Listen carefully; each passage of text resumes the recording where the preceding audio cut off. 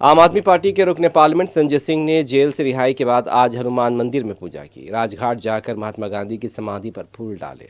संजय सिंह ने कहा कि ऊपर वाले की मेहरबानी से उन्हें राहत मिली है। उन्होंने आज मंदिर में अपने साथी लीडर्स की रिहाई के लिए भी प्रार्थना की। संजय सिंह ने कहा, हमारी जद्दोजहद जारी रहेगी।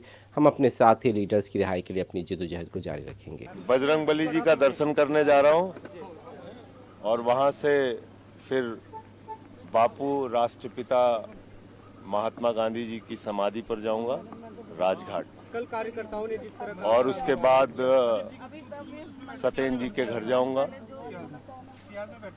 और दिन में ही किसी समय फिर से आज अरविंद जी के भी घर जाएंगे। कल कार्यकर्ताओं ने जिस तरह का स्वागत किया, क्या कुछ कहेंगे? ये हमारे कार्यकर्ताओं का उत्साह है जो ये बताता है कि इस